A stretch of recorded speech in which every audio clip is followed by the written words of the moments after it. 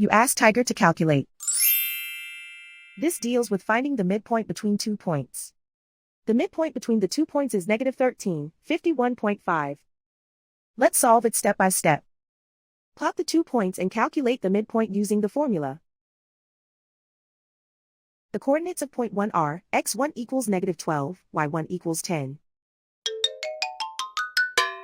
The coordinates of point 2 are, x2 equals negative 14, y2 equals 93. PM represents the midpoint of the 2 points.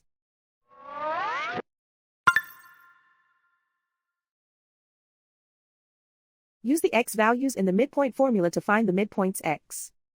x1 equals negative 12. x2 equals negative 14. Simplify the arithmetic.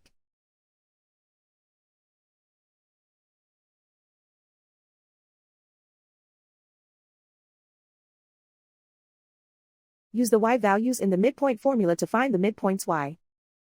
y1 equals 10.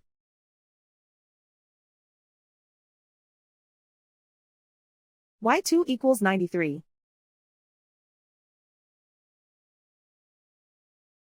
Simplify the arithmetic.